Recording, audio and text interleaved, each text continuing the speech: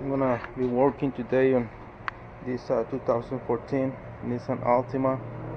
I've been having some issues with the front brakes. I already replaced um, the brake pads in the front and the rear, and still having issues. The thing is making some weird noises, and I already checked the tire, and it's not moving at all. So it's not a wheel bearing. Then today I'm gonna be checking for the rotor, see if that's a problem. But first things first, safety first. We have the car with the jack and a jack stand, and always put something in your rear tire. You don't want your car to move while you're working on it, or whenever you remove the tire, you don't want to the car to slide, or you can get hurt. So let's get to work. Okay, first we're gonna remove the tire.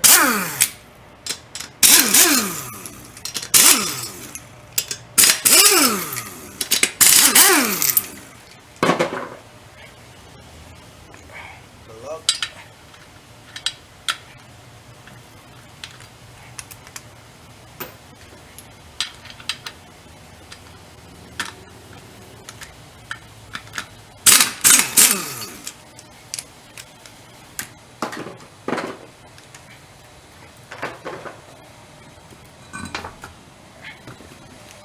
So we can, there you go. To remove the caliper, we're gonna need to remove two screws, one here and one over here. We're gonna need a 14 millimeter to remove it.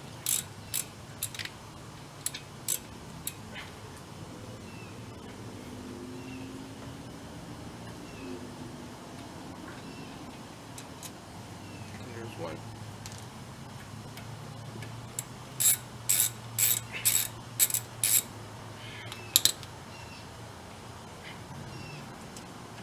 Alrighty.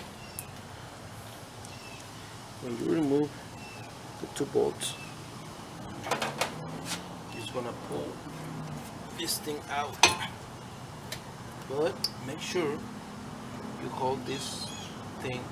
You don't want to just drop it there, because this hose is the one that brings the brake fluid to it, so it can work. This is the piston. When you hit the brakes, there's brake fluid going through it, and it pushes the brake pads. That's how you brake your car. The thing is that if you left it hanging here, you may damage this hose, so you don't want to do that. So you want to put it somewhere where it can be safe.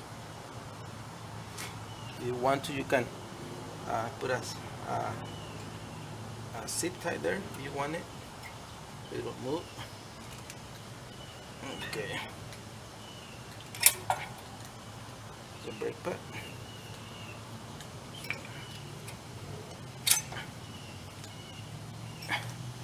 And like I said, I replaced the brake pads. I'm gonna say 3-4 months ago, so they are in pretty good shape, both of them. So I know what is making noise on my car. It's not the brake pads. We want to see what could be the problem. Next thing we need to do is remove this bracket, and you will have two more screws to take out. And let's see, here's gonna be one, and the other one is in the bottom. I don't know if you can see, it's right there, right in the back. Okay, you're gonna need a 7/8 socket to remove it.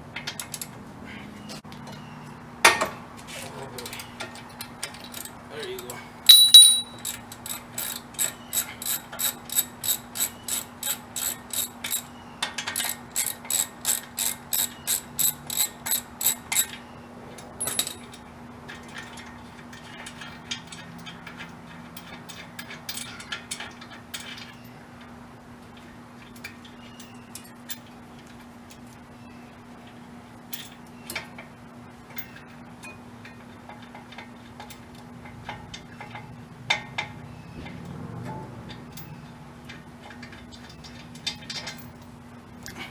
bolts out, and there it goes. I have to apply some lubricant oil so I can get it off easier, but I had to hammer it. But if you're gonna reuse it, do not heat it. Hit it so hard because you can damage the brake rotor. Okay, I'm not gonna use this anymore, so I didn't care. I just hammer it, it will come off. All right, so there you go. Have it out. We're gonna go. Look at here. This is where I hammer the rotor. Yeah. Alrighty. So next thing to do, go to the auto parts. Either AutoZone or Righties, Advanced Auto Parts, whatever you like better. I like AutoZone, so I'm gonna go there and pick up a rotor, install it, and see how it goes. See if that was my problem. Because like I said, I've been having too many issues when I hit the brake on this car, and the sound is coming from the front and this side. So I hope this is my problem. I'm gonna try it, and if it works, I'll let you know. Okay, so I got a brand new rotor. Let's see. There you go.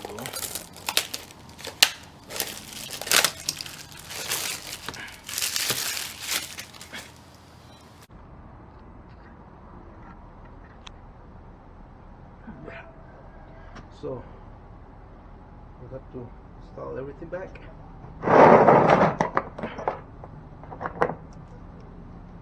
We're gonna do first the bracket.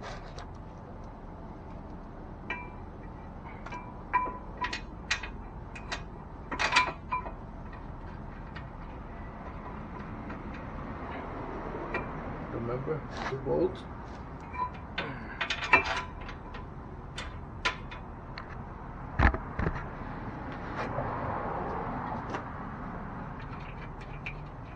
And you want to tie this real good. You don't want any of these parts loose in the highway.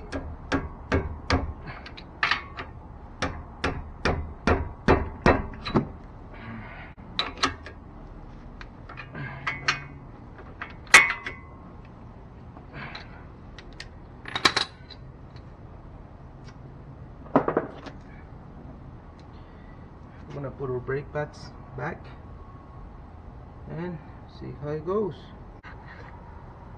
We gotta make sure they fit good, that they everything is right where it's supposed to be. Right. So here's a trick. Since you've been using your brakes, this is your piston, so it comes out. Okay, so you need to push it back in order to put it back on its place. So you can get a tool like this. It's not expensive.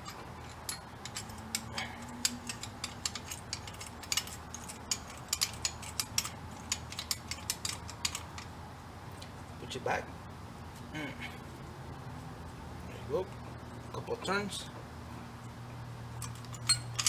Yeah, so it gets back to give you enough room to install it. The two bolts.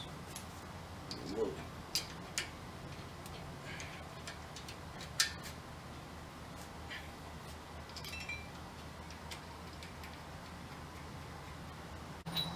And again, try to tie those bolts. All right. Do not get it loose, because you don't want to have a problem running in the highway. Okay, it's done. Now we have to install the tire and see, go for a drive and see how it goes.